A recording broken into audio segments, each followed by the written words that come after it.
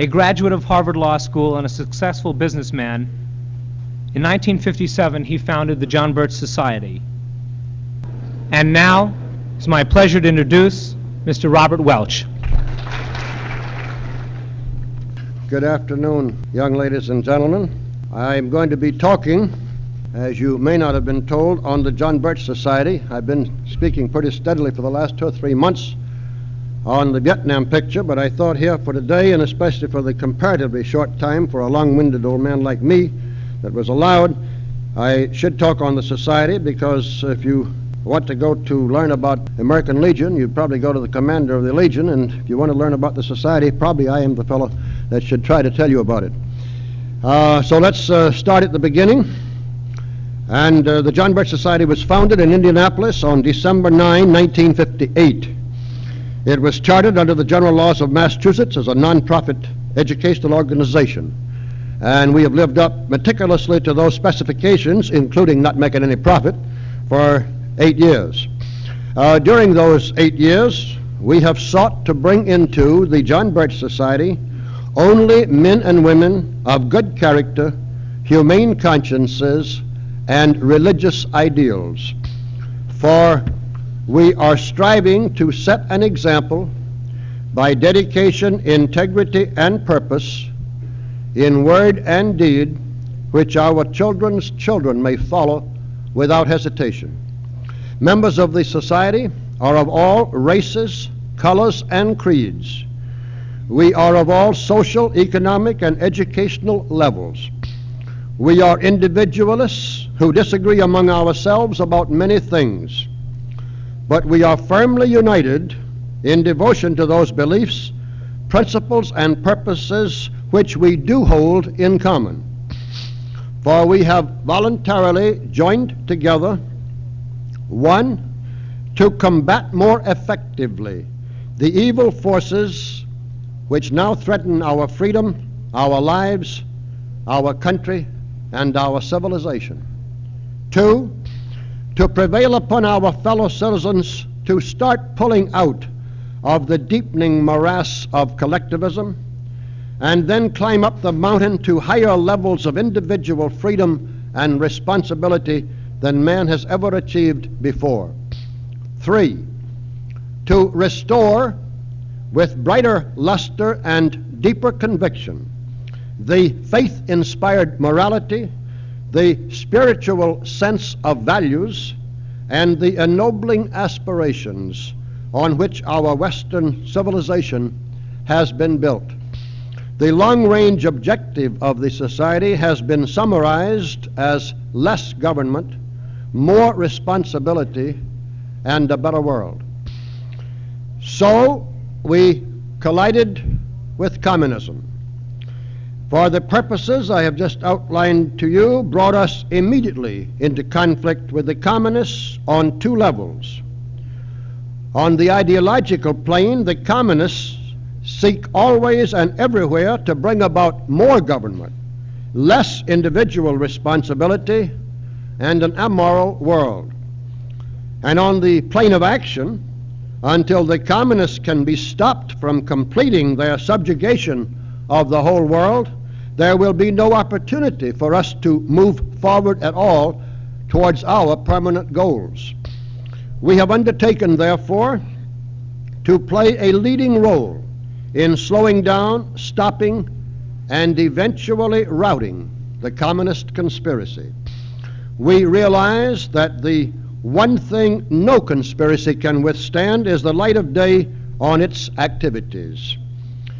The only danger to their gigantic conspiracy, which the communists fear, is exposure.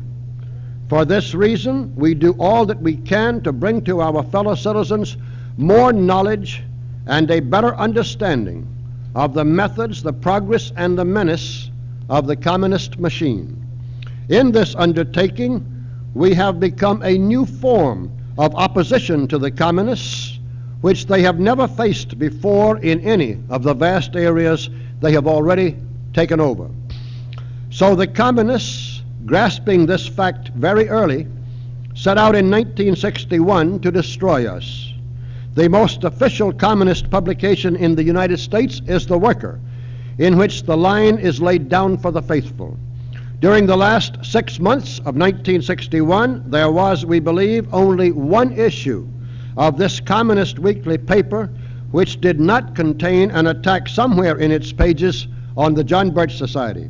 And a number of issues contained as many as 6 or 7 separate attacks on us at that many different places. The comsimps got the point and have been carrying out the indicated program with increasing furor ever since. Now, of course, the communists follow Lenin's basic strategy of advancing communism by non-communist hands.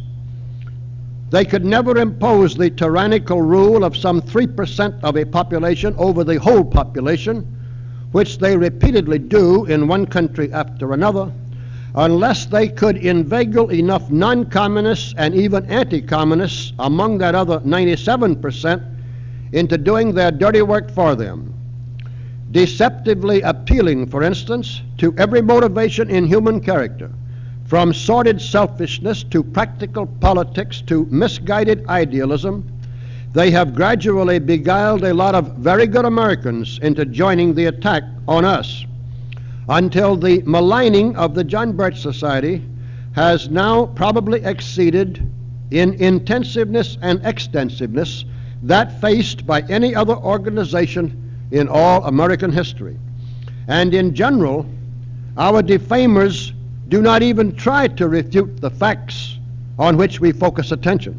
They merely call us names for bringing these facts to light. And then we stir up the politicians.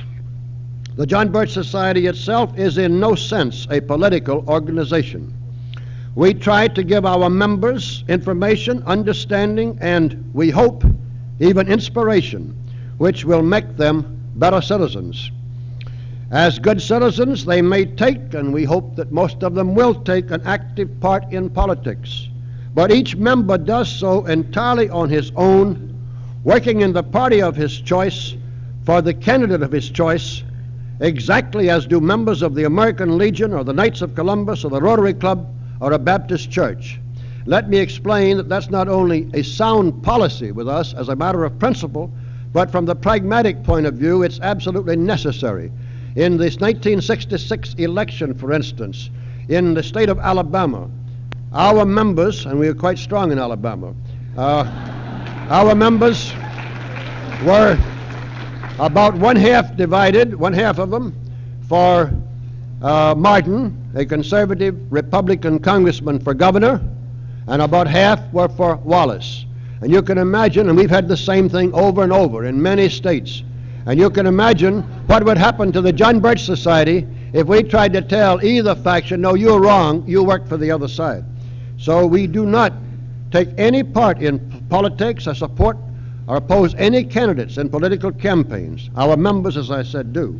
And they sometimes are almost unanimous, but they're frequently divided right down the middle.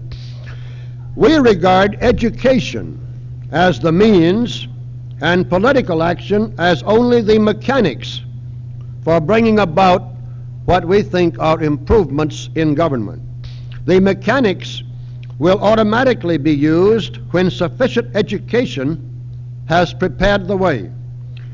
We mean it quite literally, therefore, when we say that education is our total strategy and truth is our only weapon. Or, as made clear throughout the Blue Book and emphasized again on its last page, our gigantic task is simply to create understanding. Members of the John Birch Society, however, are extremely hardworking, highly respected in their local communities, and always earnestly determined on behalf of any cause or candidate that they support. When circumstances bring any appreciable number together behind any particular candidate, their weight is out of all proportion to their numbers. And that weight is usually felt, of course, on the side of the conservatives of either party. So the liberals of both parties naturally raise all the clamor they can against Birchers in politics. As the stranglehold of the liberals on both parties now steadily increases, Even conservative politicians feel unceasing pressures to improve their images by joining the chorus of attack on the John Birch Society. Very few of them indeed have ever realized the extent to which they were running interference for the communists.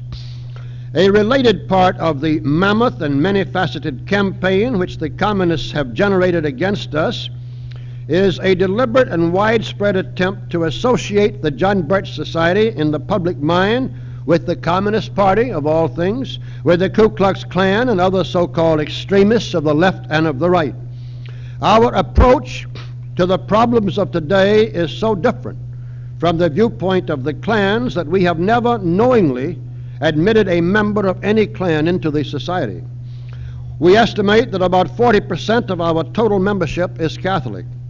Many of our finest chapter leaders are Jewish, about 800 to 1,000, as near as we can tell of our members. We don't know because we do not ask anything about a man's religion in the application form, but we think about 1,000 of our members are Jewish, and they are very wonderful members with a lot of courage, because since we have been, it takes a lot of courage, but it takes even more than you realize, because since we have been under such incredible attack by the ADL, these people have formed an organization of several hundred Jewish members to defend us from the utterly untruthful charges of the ADL. Anyway, we are very proud of our small but growing number of Negro members who are working so hard and so courageously with us to show our fellow citizens, both white and colored, how the Negroes are being used today by the communists to serve communist purposes. We have no similarity or sympathy whatsoever with the clans. While the so-called American Nazi Party, according to J. Edgar Hoover, has less than 100 members, or did when I copied this down, and we think it's sometimes given immense publicity by some media for the very purpose of using it by utterly false association to discredit the John Birch Society. Now, I could go on. I'd love to take time to tell you, because I mentioned our Negro speakers and what a grand job they are doing. We have about 200 speakers on our Speakers Bureau, of whom about 50 are active, and about 8 Negro speakers, of whom about 4 are active. But we have 3 or 4 working practically full-time for us. We have one, Lola Bell Holmes, who recently completed a tour of 83 consecutive speeches on 83 consecutive nights, and audiences ranging from 200 to about 500 or 600. And when she has some heckler say, well, now, Mrs. Brown, don't tell me there's any, I mean, you know that this is a great humanitarian movement to do away with the injustices to the Negro race, and there's no communists running it. She says, young man, don't try to tell me that there aren't any communists running the civil rights movement, because for 7 years I was one of the communists that was doing it. And she can give them facts right down the line, and it's quite convincing and quite helpful. And I just wanted to point out, we have probably 100 Negro members in the John Birch Society, not more than that. We wish we had 1,000 with the same courage, or 5,000 with the same courage. Now, to go back to the main track of my speech here, and I'm sort of watching the watch to make it fit into the 45 minutes, 1:45, I was told. What have we accomplished? And I may have got ahead of myself in my notes some, I don't know. We have established a nationwide educational army. It has a fully paid field staff. This army is fighting with facts as its only weapons. And the whole army knows that to be better informed is to be better armed. For help towards informing ourselves first and then others, we established a publishing division. It is now turning out books and pamphlets with a retail value of about $4 million per year. We also serve as very sizable distributors of the conservative books and reprints of approximately 100 other publishers, which some of you may know is all of them. There are just about 100 publishers in America, book publishers, that you can find that have anything as an office except their hats. And all of them, even the most liberal, have some books that we can use to good advantage. So that we buy from all of them, but we buy more, of course, from the more conservative publishers. And our members now operate some 350 reading rooms that sell books scattered throughout the country, most of them under the name of American Opinion Libraries. We have certainly helped to reawaken, restore, and strengthen in tens of thousands of Americans the three great basic human loyalties: loyalty to God, loyalty to country, and loyalty to family. The communists know that they simply must destroy, they've laid it out in their literature for a long time, that they must destroy all three of these foundations of our civilization. For they can never rule peacefully, that is, without constant resistance, which is all the communists ever mean by the word peace, a situation in which there is no resistance to communism. They can never rule peacefully in any place or at any time where there is loyalty to anything except to the communist state. We were the first organization in the United States to start calling widespread attention to the worldwide communist plot to discredit, demoralize, and destroy local police forces. Our members have distributed in leaflet form literally millions of our messages explaining what the communists were doing in this area and why. As a result, our Support Your Local Police drive has now won tremendous backing from patriotic citizens everywhere. We are engaged in an entirely proper and constitutional movement to bring about the impeachment of the Chief Justice of the Supreme Court. Now, we have never been strong enough, and we have frankly stated it in our bulletins many times, to have any chance yet to bring in a bill of particulars in Congress and actually get the House to vote for trial by the Senate. We have known that, but we've gone right ahead with our educational program. As one result of our educational efforts in support of that movement, we have awakened hundreds of thousands of our fellow citizens to the vital differences between a republic and a democracy. Many of them have come to realize the lengths, you could even call them extreme lengths, to which our founding fathers went in order to give us a republic, not a democracy, if, as Franklin said in answer to that very question, if we could keep it. And a growing number now understand how important it is to the communists to convert this republic into a democracy as rapidly as they can. And if you're further interested in the whole historical survey, I have an hour-and-a-half speech on that. I'd love to give you, young ladies and gentlemen, even though you disagree with me, I go back to Solon and trace the whole thought, both from the legal aspect, the political aspect, the philosophical aspect, right up from Solon to Earl Warren, on the differences between a republic and a democracy. And I don't know what the pamphlet sells for, but if any of you young people really want to read it, write Belmont. All you got to remember is Robert Welch, Belmont, Massachusetts. Ask for a copy and we'll send you one. Because I think you will find it of considerable interest. The American people now for about 40 years have been misled and fooled and really brainwashed with regard to this word democracy. They have no conception of how our founding fathers felt about it at all. And they based their feeling on it from the experience of the early republic in Rome and from the days in Greece before that. To go back, through the distribution by our members of huge quantities of books and pamphlets, we have brought a sizable and increasing fraction of the American people to recognize the high degree of communist planning, influence, control, and purposes involved in the civil rights movement. Here's a case where I got ahead of my notes, but I'll just repeat it anyway. Our increasing ability to get able, informed, and patriotic Negroes to join us in this effort, especially through continuous and widespread speaking engagements, has been an important part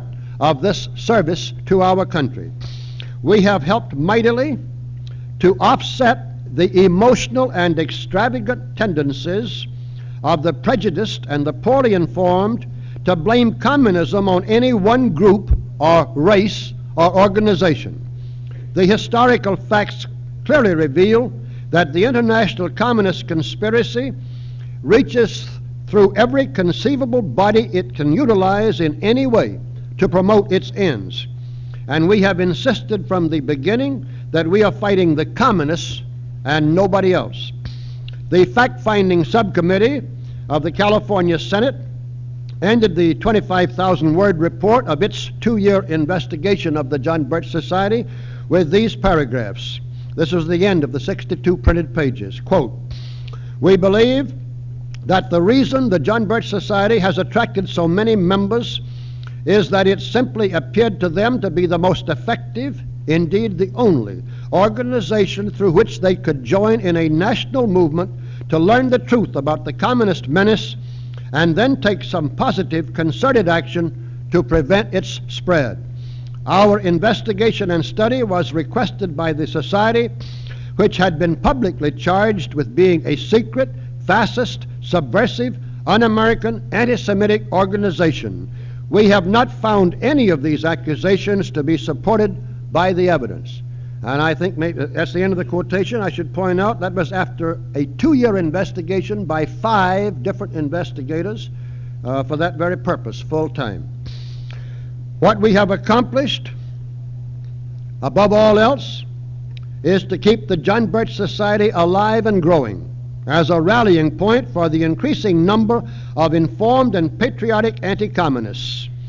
Our members have achieved this result through staggering labor and sacrifice, despite unceasing harassments and distortions of their actions and pressures amounting in many instances to serious persecution. And we intend to keep on growing, for we believe the incredibly vicious and massive attacks on the Society have been due, in any final analysis, not to our mistakes and our failures, but to our successes and our progress. So, I have here in the notes to give you some statistics about the Society, its size, its revenue, and so forth, but I don't think we would have enough time. Maybe just let me say very briefly, in case you're interested in statistics, we have about 250 people on our payroll, including a field staff of about 80, which is a big expense there. I'll do it very quickly, get right into, very crassly into statistics. Our payroll is about $40,000 a week. I'm very conscious of it because I have to find the money somewhere. And our total expenses are about $5 million a year, about $100,000 a week, and that includes the cost of our films, our tapes, our film recorders, equipment for our men in the field, investment in books far enough ahead in order to get the price down that it's money that has to be raised now, even though 2 years or 3 years from now we may get it back. Altogether, it's about, as I say, about $100,000 a week. I think I said our total staff for the whole country is about 250. We have 9 offices altogether. Headquarters in Belmont, Massachusetts. A branch headquarters out here in San Marino, and San Marino, California. And then we have offices in Chicago, Washington, Newport Beach. Anyway, there's 9 altogether because I counted them up yesterday, is how I know that. I want to skip ahead before I ramble any more on that to have time to cover what is, I think, somewhat more important in the notes. We tried to summarize our opposition to the communists by asking, which do you choose? And we cannot give you here the full basis for that choice, but let's put down, or let me give you a few point-by-point comparisons of the Society with its communist enemies. 1, the communists seek unlimited power for themselves over the whole human race. The John Birch Society does not want any power at all over anybody, either now or in the future. We take every precaution we can to see that long after I'm gone, as far as you can determine those things in the future, the Society cannot be twisted into a power-seeking group. Agreeing with Lord Acton that power tends to corrupt, absolute power corrupts absolutely, the Society seeks to make progress towards its goals only by education and persuasion. 2, the communists believe that any means may be used to attain their ends. The John Birch Society believes that improper means are never justified by even the noblest of aims, and that means are as important as ends in any worthwhile civilization. And if any of you young men and women have never thought that out, let me point out to you how clear that must be. Once you accept the principle that the end justifies the means, then morality is merely a matter of value judgments. Who's going to decide which ends are good enough? And which ends are important enough to justify foul means? That's a matter of judging by individuals. So all morality is gone. And we know that. And so it's a very cardinal principle with the John Birch Society that the end never justifies improper means. Number 3, the communists always accuse their enemies, such as the John Birch Society, of exactly those crimes which the communists themselves are committing. We do not bear false witness against anybody about anything. Number 4, the communists, I'm still out of breath, as you may gather from getting here. The communists believe that words should be used to conceal thoughts, and that promises are made to be broken. The John Birch Society believes that simple truth is the very core of morality, and that when we can persuade enough people to make truth the prerequisite to all statements and the accepted guide to all action, at least half of the world's problems will rapidly disappear. Number 5, the communists operate in secrecy and darkness. We follow the preponderant custom among all American voluntary associations of not publishing the list of our members. We do it because that's customary. One of our members a couple of years ago wrote to the ADL and the ACLU and the NAACP and every national organization and said, how can we get a list of your members, nationally or locally? They all wrote back and said, of course we wouldn't give you the list. Martin Luther King's SCLC wrote back quite a letter and said no responsible organization would give out the list of their members. And yet we have been smeared to high heaven because we don't publish every day, apparently, or everywhere, the list of our members. We follow the custom in America because we didn't figure we knew everything, and that was the custom. With that single exception, ladies and gentlemen, the John Birch Society has absolutely no secrets of any kind. People come into my office, we got 10 trunk lines coming into right there in the outer office. How do you know that these lines aren't tapped? I say, we don't. What do we care? How do you know one of those girls down there is not a communist plant? I said, we don't. We hope she isn't because she could be a nuisance, but she can't do us any harm. We don't have anything. The only single thing that she could do would be get a list of our members, contrary to our policy, and publish it, and that would be an incredible job for any 1 or 2 people to do. We have, and I mean it, no secrets of any kind. Number 6, the communists seek to break down all morality, all tradition, and to destroy the whole spiritual and aesthetic sense of values which we have inherited. The Society believes that a reverent continuity in human affairs is of extreme importance, and that even the most desirable change should be made cautiously in order to be sure that it constitutes improvement.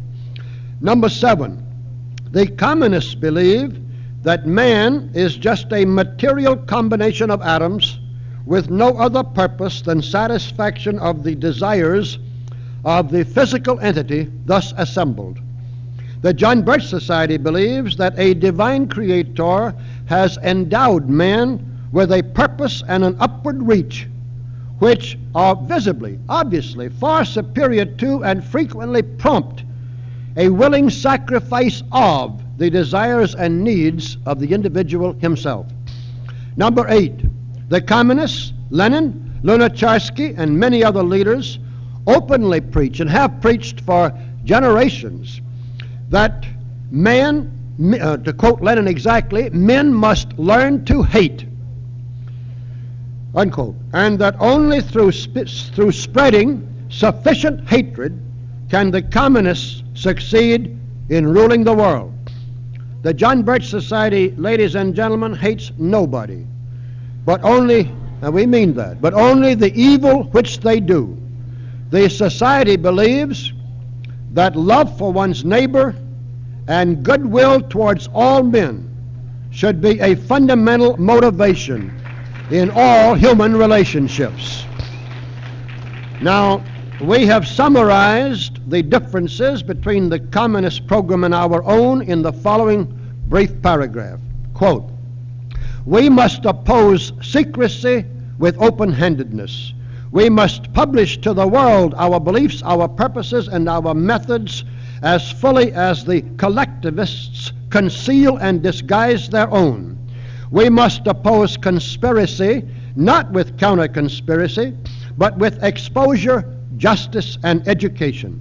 We must oppose falsehoods with truth, blasphemy with reverence, foul means with good means, immorality and amorality with more spiritual faith and dedication, rootlessness and chaos with tradition and stability, relativity with absolutes, pragmatism with deeper purposes, hedonism with a more responsible pursuit of happiness, cruelty with compassion, and hatred with love. End of quote. The communists pretend to believe, and some of them undoubtedly do believe, that communism is the wave of the future. We believe instead that the whole world is now tired of so much strife and bestiality, treason and immorality, cruelty and confusion, blasphemy and destructiveness, bitterness and fear, doubt and despair that always go hand in hand with communism. We believe that mankind may be about ready to arise, shake off this communist tyranny and terror, and move forward again towards a more enlightened and humane existence. We are doing everything in our power, by all honorable means, to create the understanding that will produce this result. And finally, no matter what the audience, when I'm talking about the John Birch Society, and what the occasion, I always end with this paragraph. If you have what it takes in character and courage, then by all means join us now in our epic undertaking, with the added effort of more and more good people, and with God's help, when and because we have deserved it, we shall break up this immense criminal conspiracy and return a world gone crazy to sanity once again. Thank you, ladies and gentlemen.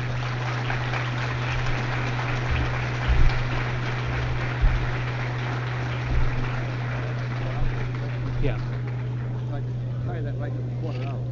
I'm sure that there are many questions. Those of you who would like to remain for the questions and answers, please come to the front so Mr. Welch can direct his attention to you. Those of you with questions, there is a microphone up towards the front here on the men's lounge side of the ballroom. We'll take a break now. These lights are hot, and I had a duck getting here, as you know.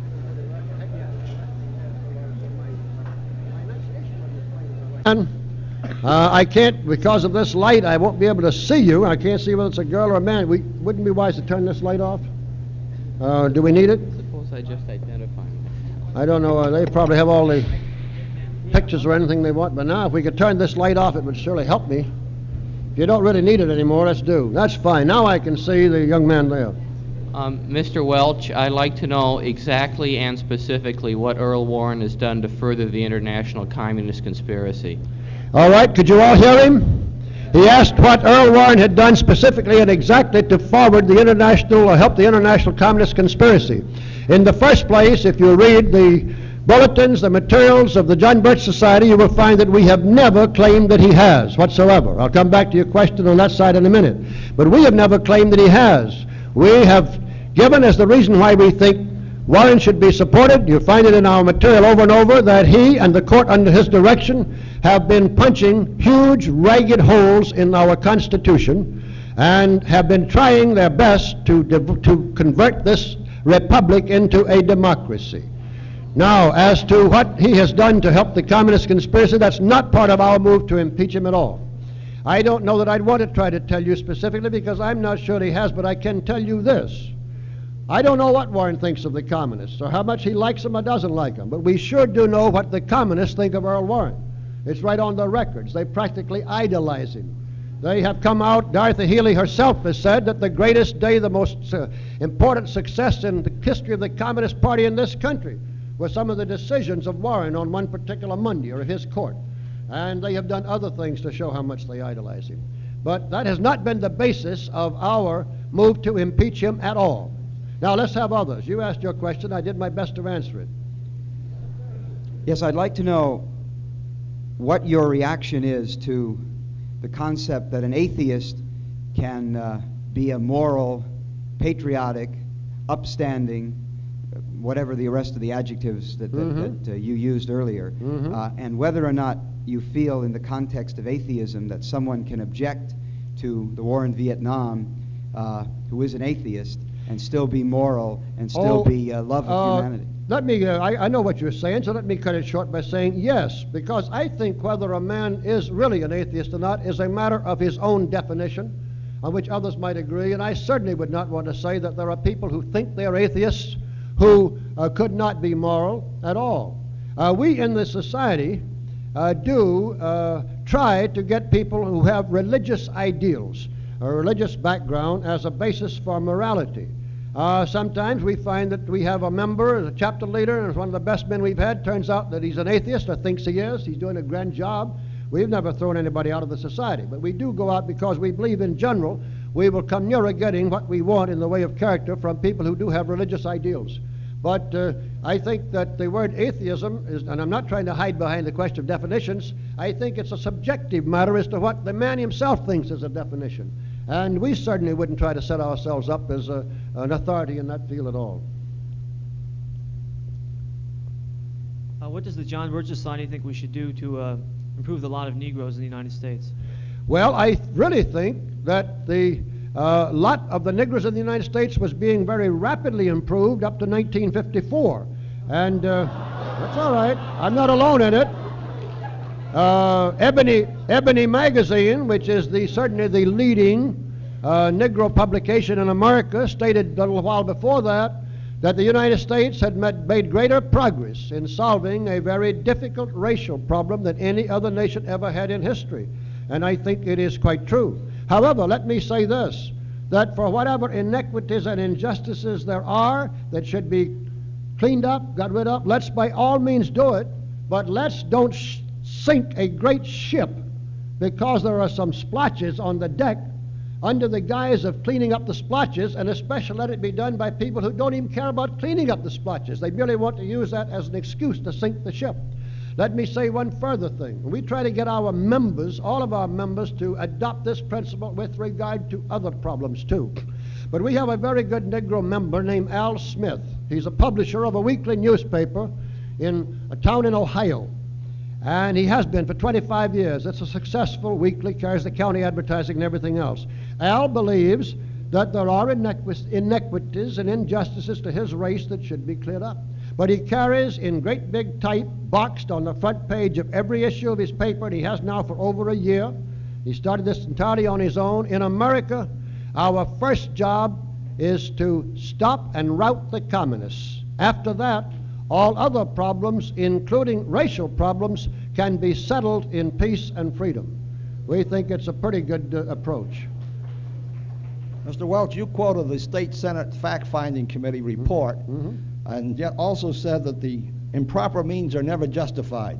Yet you failed to quote from that same report that report was highly critical of you personally, and subsequently the second report by that same committee indicated evidences of anti-Semitism and anti-Negro bias within the John Birch Society. All right. On the first one, there wasn't time or room for me to go into the whole thing. No, ladies and gentlemen, let's be a little fair about this. How in the world can you? I gave 2 paragraphs to that report and went on. As far as being critical of me in my job and position, where in the world can you find anybody that isn't? And I mean it, or any report of any kind. I am more criticized and yelled at and harassed than anybody in America, so that's to be expected. Not maybe anybody, but certainly much so. The second report, however, was quite wrong, and I know some of the things behind it. If I had an hour to talk to you, I could point out how that was misunderstood, how it got there, and who put it there, and yet why don't you quote it all? The second report said, specifically, we still stand by everything we said in our first report. You didn't tell If the I had audience an hour that. to answer you, sir, I could tear all your arguments to pieces, but I don't have that okay, time but either. I point out that I'm doing the best I can to give you, within the time that I can and that I have, the straight facts and our views and beliefs as well as I can condense them. All right? I've heard that the Birch Society publishes a few pamphlets relating rock and roll music and the Beatles to the international communist No, conspiracy. we never have, sir. You- You hear a lot of things about us that aren't true. We have never published anything whatsoever on that subject. I think we had one article in our monthly magazine, American Opinion, 2 or 3 years ago about it. I'm not sure of that. I think we did. But we've never published any book or pamphlet on it. I know some of the other anti-communist groups that have, and our stores carry some of their books and literature. But we do then not. That was it then. We do- we- One other short thing.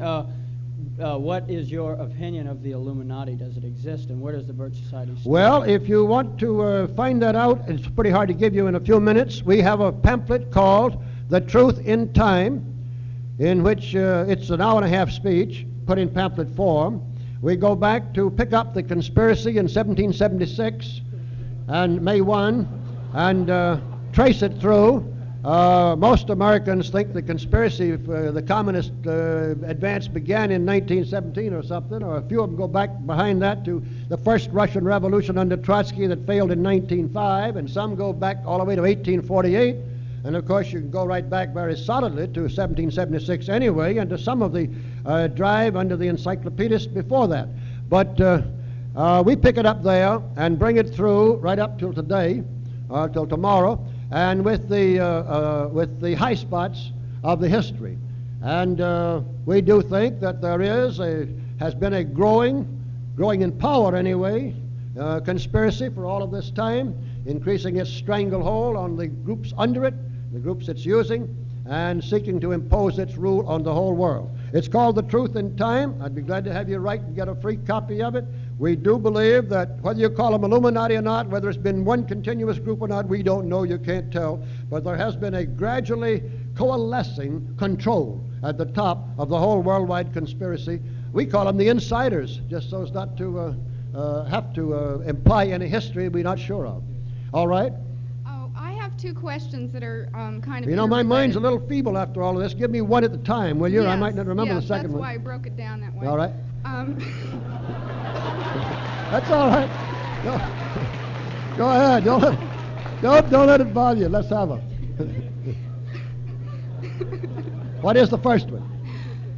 Oh, first of all, since you see a communist threat in the civil rights movement, I'd like to know if you make a distinction between civil rights movements, you know, embodied in like the NAACP, and black power groups, as seen in US and SNCC and represented by Stokely Carmichael. Do you... I think that if I had time to do a serious study, I would find distinctions and make differences, yes.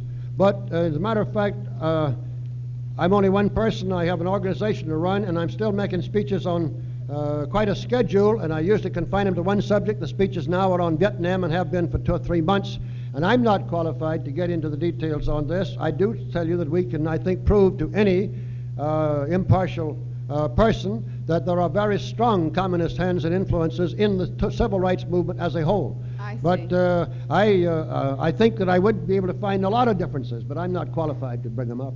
Now, All what's your right. second one? Yes, the second question. Well, in your first introductory remarks, you kind of gave the picture that the John Birch Society had a sort of individualistic bias that was against government collectivism.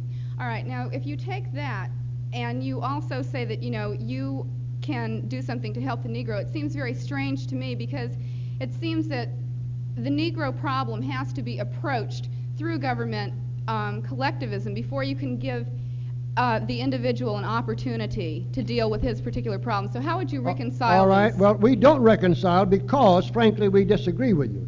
We think that the best thing in the world can be done for the Negro is what so many of the leading Negroes themselves are saying today, is to encourage them, help them, enable them to, as individuals, improve their education, their lot, their standing, and so forth. Just a One minute. by one? Just a minute. Let me, I'm trying to answer All you. right. But we will go this far. If there is a desire to have government step into the picture, then by all means, let's have it done by the smallest unit of government that can practically do so. Either the states or the counties or down. Now, in Georgia, I mentioned 1954, and the crowd laughed.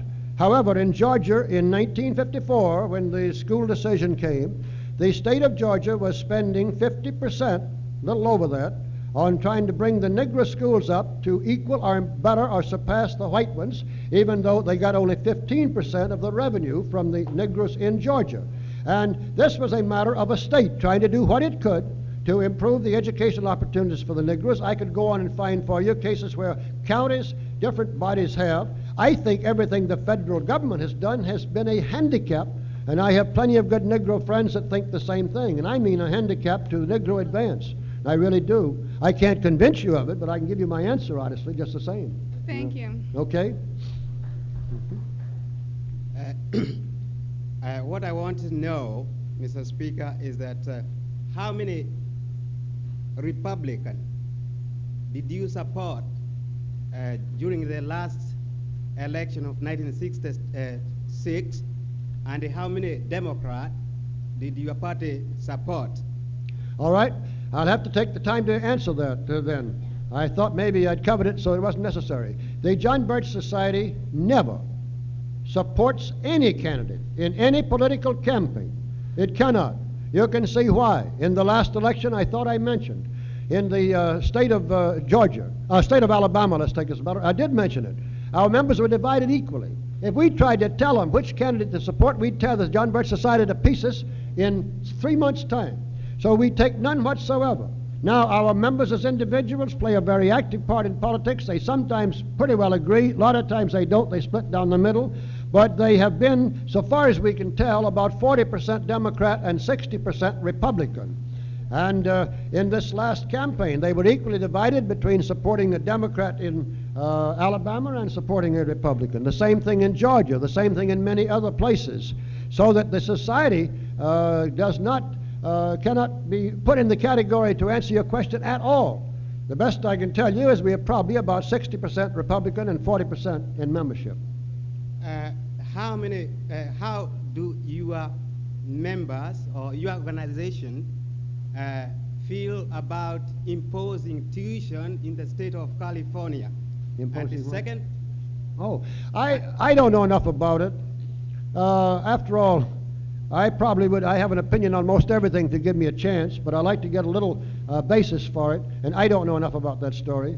Apparently what you're talking about, there's a move to impose tuition on a state-supported institution or state-run universities like this one. I don't know. I'd have to know some of the arguments.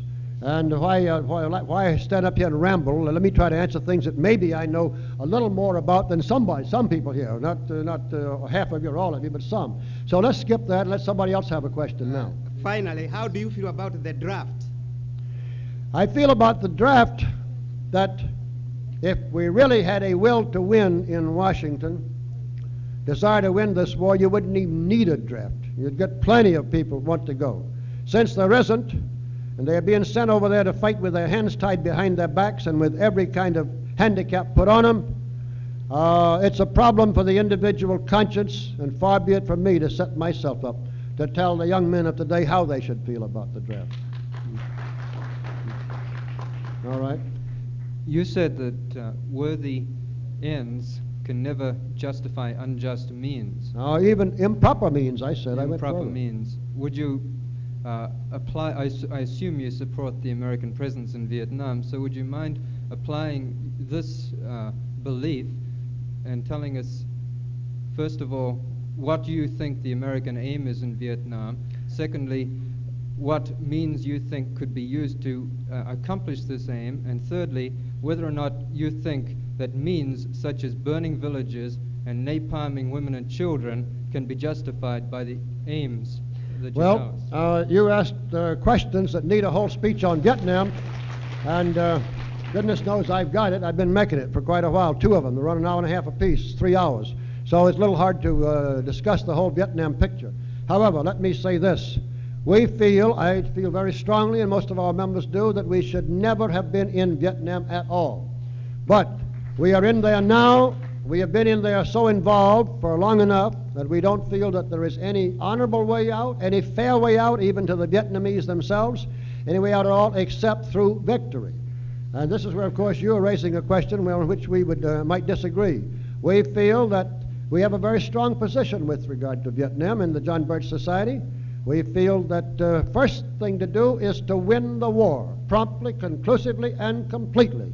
and that does not require what you're talking about at all. As a matter of fact, our chief of our own Air Force has stated that the war could be won overnight if there was any will to win, and they would let him. Curtis LeMay, right here, has stated that the war could be won in 3 months with no question.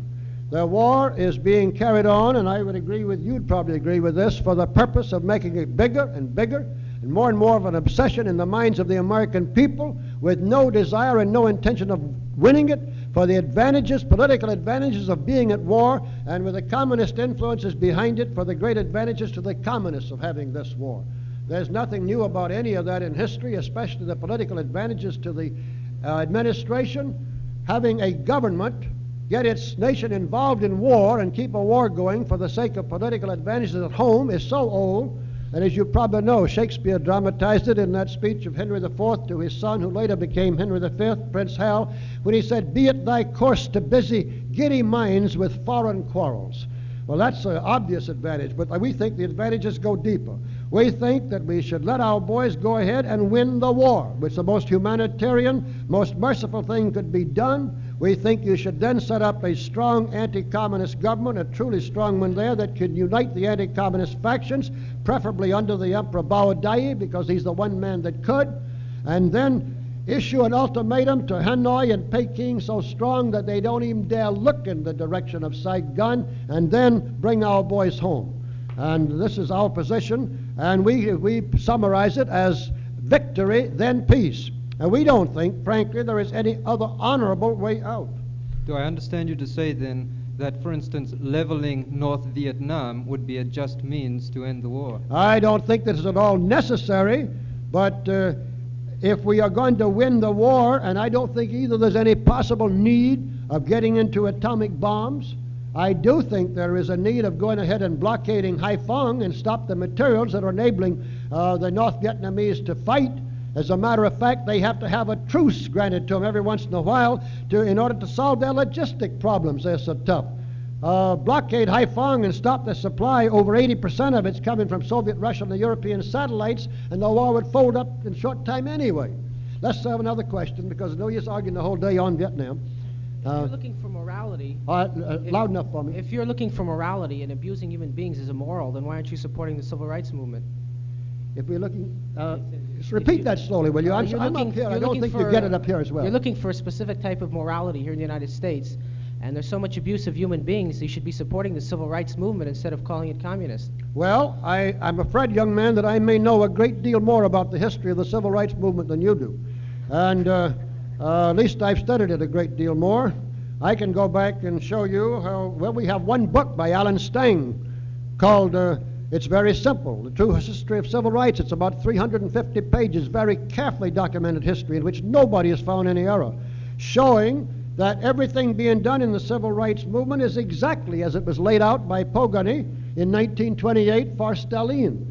Pogany, under the name John Pepper, Pogany had been a part of that horrible Bela Kun communist regime in Hungary. He'd helped to conduct the death trains, the execution trains. He's the man that actually laid out the whole blueprint for the present civil rights movement, and you're trying to tell me it's humanitarian? Frankly, it's because you haven't studied the picture, young man. Yeah, we can give you booklets that if you were really to study them, you'd find out there was anything but being humanitarian. Do you think when Percy Small, a grand old Negro in Alabama, who was trying to go down and tell his fellow Negroes and other white people too, every 2 or 3 times a night in the little town about the communists and the civil rights movement, and they killed him by ripping his tongue out, so that there's a warning to other people not to start telling the truth about the communists and the civil rights movement. You think that's humanitarian? If communism is immoral and there's communists behind the civil rights movement, does that mean the civil rights movement is going to hell? Well, I don't know about what you mean by going to hell. I hope it's going to hell, if you want me to say so in one sense, in that I hope we can get some sense into it and work on the problem properly, correctly, directly, the way it should be, and not have it used as a fraud and a phony to promote communist purposes, which is what's being done now. We have nothing against civil rights. We have for civil rights for everybody, but we are certainly opposed to the use of civil rights exactly as Mao Zedong used agrarian reform in China as a slogan and a pretense to appeal to the idealistic who didn't know any better. That's how civil rights is being used in this country. Let's have the young lady. Yes. You said you didn't know facts about tuition, so I won't be that specific. You like talking in abstract and vague terms anyway. How can we, who do know the facts... You know, Excuse me. I haven't recovered from the plains from early this morning, and this doesn't come too well. I heard you say something about religion. Talk a little louder and a little slowly. Go ahead. Let's do. I'm a little dizzy, too. I just gave blood. Let's see. I was talking about tuition. You say you don't know the facts about tuition, but you do say in abstract terms, such as the honorable way and things like that. How can those who do want to be better armed and better educated to fight communism or whatever we want it for, how can we get that education if we can't afford it and we have to pay tuition? And you don't have to answer the question about tuition. I don't mind answering it. I don't know of anybody anywhere that really can't get an education if they want. There is an incredible number of individuals and institutions and colleges that will help them, so much so that I can't imagine anybody not. But to show you that we at least are in accord with your general thought, we have Manning Johnson scholarships, $1,000 each. We have 2 now. We're going to have it increased to 3 or 4, which we give every summer to Negro students to go to the college of their choice. They go to any college they want, and they're picked out of those that apply with good high school records, just to be sure, because we think it might be a little harder for them to find the backing than it would for white students. And so we give 2 scholarships each year to do our little part on that, worth $1,000 each. Your scholarships are very admirable, and I'm sure they're appreciated for the 3 or 4 people who get them. The point is there are hundreds and maybe thousands of people who want to pay for their own education. My answer is there are thousands of other people to help do it, like us, and are doing it all the time. And I think when you get government into it, you see, what you must realize, that as long as government is all right, that's fine. But if you have 10,000 people all disagreeing and working and arguing with each other, the errors tend to cancel themselves out or to be eroded by attrition and so forth. But if you get everything petrified under government, and the government, especially one central government, is taking care of educating the youngsters and everything else, and the government should go wrong and get some completely erroneous idea they petrify as truth, there's no way you can erode that or overthrow it. This is the danger you're running. It's happened in history over and over and over. I use the witchcraft craze in Massachusetts as an illustration. The early settlers had too much common sense to have ever gone wild and started burning people or hanging people. They didn't really burn them, hanging people as witches, except when government stepped in and said, yes, this is truth, there are witches and they should be hung. Then it becomes an era of phenomenal cruelty and proportions. And this is what you face when you let everything get centralized in government, even if it's education. We think that the disadvantages are far worse than the advantages. All right, young man. There was an article earlier this year in either Post or Life about both you and the Society, and they indicated in there that the membership in the Society has declined in recent years after reaching a peak a while ago. Well, why is that? When did you see any such article? I think it was in the beginning of the year. Oh, you mean, I think probably the one in the Saturday Evening Post. Yeah, that's what I thought it was. Oh, well, that they were trying, the man that wrote that article, Mr. Phelan, I think, meant to be reasonably objective. He spent some months working on it and spent a whole day in our office. And he and his photographer, and we gave him every cooperation. I spent all the time he wanted. And I think on the whole he intended to be good. He blew up and over-exaggerated and overestimated the effect of a couple of resignations we'd had. We couldn't print the whole background behind them. But the Post itself was not. The Post set out to see what they could do to make it damaging to us. As you probably know, no newspaper reporter writes his own headlines. They are done by the layout people. You can find a headline 100% different from the article under it. In a magazine like the Post, the man that wrote the article, Mr. Phelan, had nothing to do with the pictures. And under the pictures, they'd really had some pretty, frankly, dirty innuendos and so forth. It made it bad. Now, on this point, the John Birch Society went through a period in 1963 for about a whole year when we didn't grow hardly at all. In fact, we stayed between 30 and 35,000 members so long that it looked like we'd never get out of that bracket. And our people, some of the executive committee began to say, well, Bob, maybe this is it. Maybe that's all there are in the United States, about 30 to 35,000 people willing to make the sacrifices and have the courage to be good members of the John Birch Society, and we should call it a halt there and shake down, do what we can with them. I said, no, not at all. I'm answering your question, whether you believe it or not. I said, not at all. I'm sure that's not right. Pretty soon after that, we took off and we doubled in 1 year. and then went on from there. Now we have been through another period. We make no bones about it. We tell right in our bulletin, we've been through another period of about a year in which our growth has been very small, and at least against what we'd like to have it. But we have still been growing. We are still stronger than ever, any way you go at it, and I mean it. But we have not gone ahead like we wanted to. I hope we would. We hope now that we will. Did it ever decline? What's that? Did the membership ever decline? No, the membership has not declined. That's right. They were just guessing in the Post. They didn't know. I will tell you something else. They said up to 95,000 members, and it's never been 95. They didn't know again. They were just guessing. In view of the policies you support, I'm sure we've all been intrigued by your statement that no matter how noble the end, improper means are never justified. I wonder, do you consider the means that the Central Intelligence Agency has used for non-intelligence purposes through the student and labor organizations' subsidization of funds to be improper means? And if not, why not? Well, we think that practically anything and everything the CIA has ever done was improper from practically every point of view. You'll find right in the Blue Book, you'll find in my book, The Politician, where I pointed out the CIA was the most untouchable pro-communist organization in Washington, or the second most.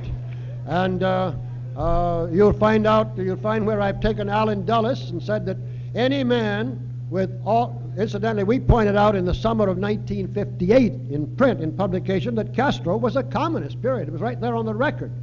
Allen Dulles, for 2 years after that, was still claiming he wasn't. And we said that anybody with all of the money and resources of the CIA that couldn't tell by the middle of 1959 that Castro was a communist had no business being given any money by the American people for any purpose.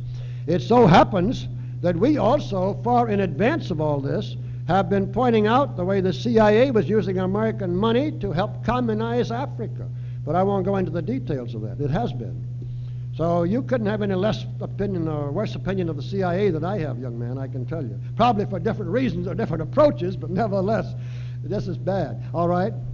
I'm curious about the basic philosophy of your society. It's you always espouse this idea of individual freedom and the inalienable rights of the individual and free men. Yet it seems incredibly ironic to me that the same type of people who follow that line of philosophy are the first who are abhorred at any example of people exerting their freedom to demonstrate, even to burn flags or anything like well, this. Well, burning flag is quite different from just the right to demonstrate, young man. We not only do not oppose demonstrations, we certainly would support the right of people to demonstrate. It's called in the Constitution the right of free assembly, I believe.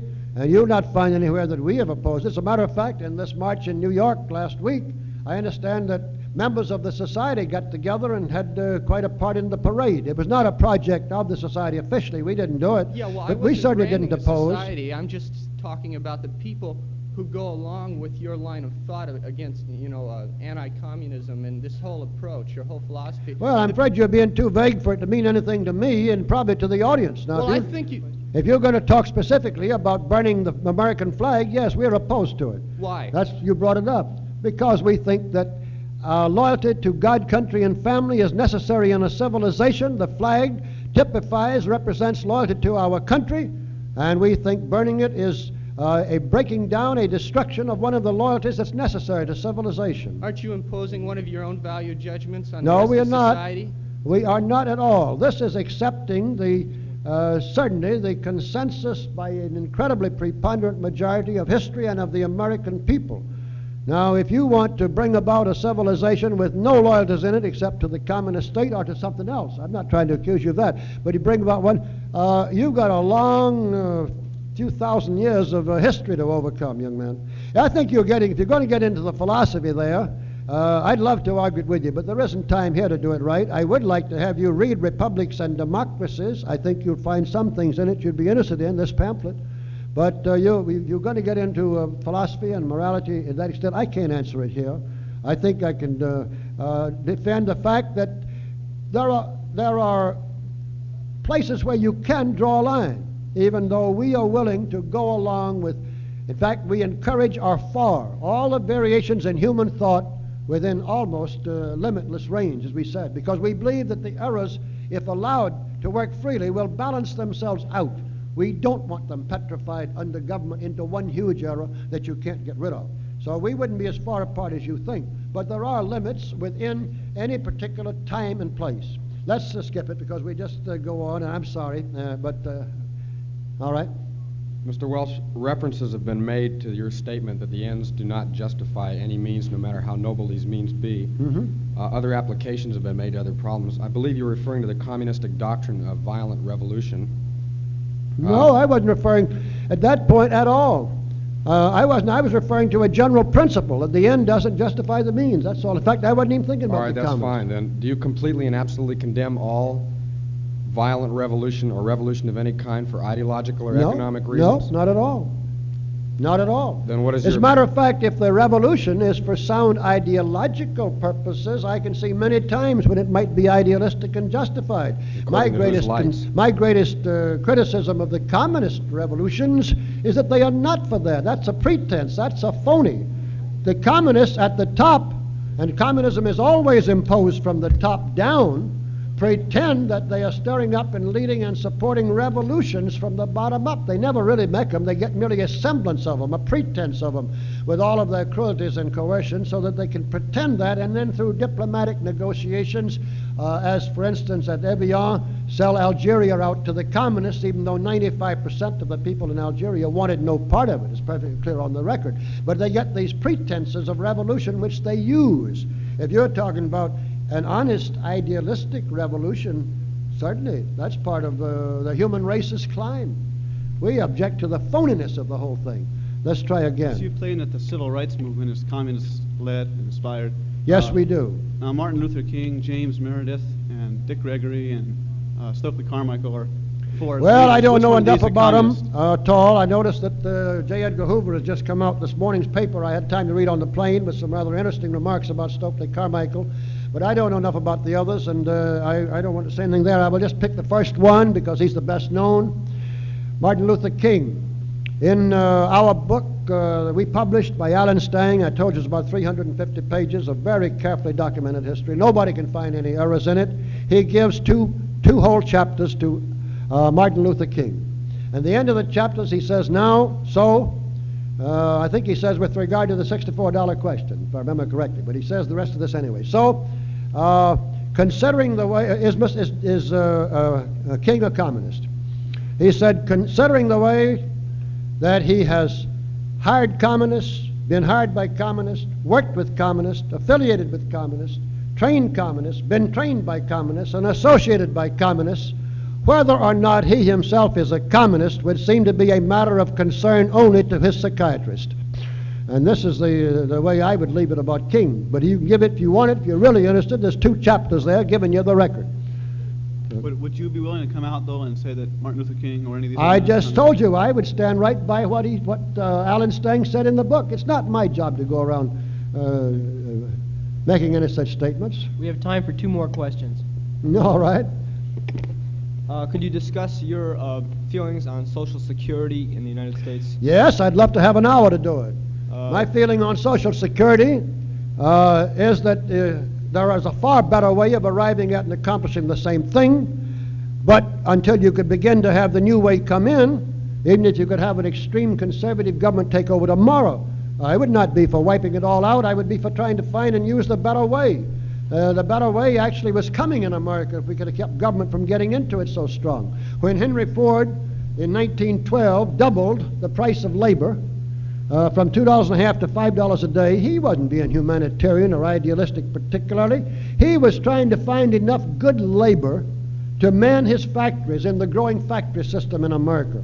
And so would other businesses have had to do the same and did begin to do the same, and we were all ready to have the most incredibly wonderful fully funded pension plan come in America. In fact, some of the companies went ahead and had it and got it and still have. But before it could ever become the custom, so that every good business, in order to get labor, would have to do it, the government begins to step in. As the factory system in America grew so fast, the competition for labor was becoming terrific. That's why Ford did this, was going to get more terrific, even though men were coming off the farms when they could raise more food with machinery, with less people. And you would have had a time very soon when, for competition for labor, you would have had an incredibly good, fully funded pension plan, which would pay retired workers that now get Social Security a lot more than they're getting now, out of money that had been earned and saved in competitive production, and with the money worth something instead of being itself ruined in its value by these very payments, and everything about the system would have been infinitely better. So we're opposed to Social Security if you can have something better in its place, and we do think there's a better way. But you've got to be practical, and if you were going to try to get America back to where you could take the government out of this picture and let competitive enterprise do this as it has built America before, we'd be all for it, but you couldn't move it overnight. You'd have to adjust to what the circumstances are. Okay? You mentioned the fact that opposition to your cause has made your group stronger.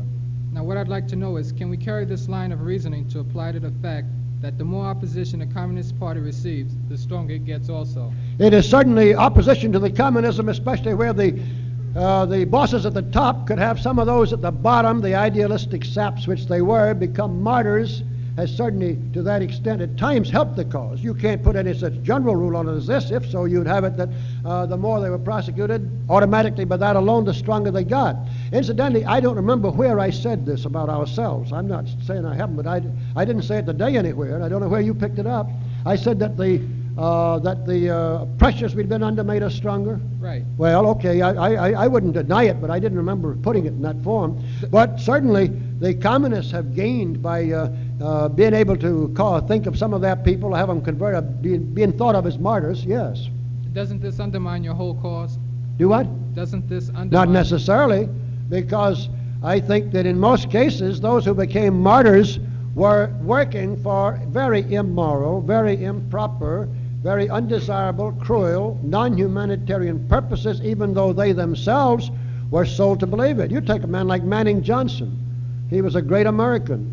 He was a very idealistic young man when he went in the Communist Party. In all these first few years, he thought he was working for something very noble and very altruistic, very idealistic. He finally found out that he was working for nothing but a bunch of gangsters above him at the top trying to use every pretense, every dirty trick, and every deception to increase their power. And he got out knowing that he'd get killed when he got out to try to tell the American public what he had learned in those 10 years. And he's one that did learn it, but an awful lot of them who become martyrs haven't learned it. Some more? One more. All right. Something caught my attention in your speech, but we'll come to that in just a second. But first I want to ask you, what would you do, what would be the position of your society if the people of Vietnam, in what would be termed, let's say, a consensus here in this country, would choose in a free election a government favorable to Ho Chi Minh or Ho Chi Minh? Well, in the first place, you're asking an impossible if. It's never happened yet. What about Kerala? If the communists had any chance of winning in a free election, they wouldn't have to have such incredible, cruel restrictions to keep people from getting out of communist countries, as they do all the time. So let's don't waste time over that one, young man. All right, well, how come you said your society would like to see Bao Dai back in Vietnam when he was deposed in such an overwhelming referendum it couldn't even be considered a landslide? I couldn't, you mumbled that or I'm You said you We'd like to see Bao Dai back. What did you say after that? I said that he was deposed in a referendum that was so overwhelming it was considered even larger than a landslide. He was? When? That's right, in 1954. 1954? What kind of a referendum in 54, young man? South Vietnam hadn't even been formed. The French had run him out. They wouldn't let him back in. We took and imposed Nego Din Diem in the latter part of 54. Bao Dai signed that's how the theory by which he came to power was Bao Dai signed the document to have Nego Din Diem come represent him in South Vietnam. It was pretty well forced on him by the American State Department, but that's what happened anyway. And let me answer your question a little further. If you can get any free, open referendum in South Vietnam or election, and they don't want the Emperor Bao Dai, we certainly would say, all right, they shouldn't have him. My point was, what I believe is true, and believe can be proved to be true, is that he's the one man that still has enough support, enough following from the anti-communists, everybody in South Vietnam, that could unite the people. If I'm wrong, if that were proved to be wrong, then that's a different story. I couldn't hear you, but I was trying. Who said he didn't? Now you don't know what you're talking about, and I do. He's very, very anxious to come back, and so is Le Van Dien.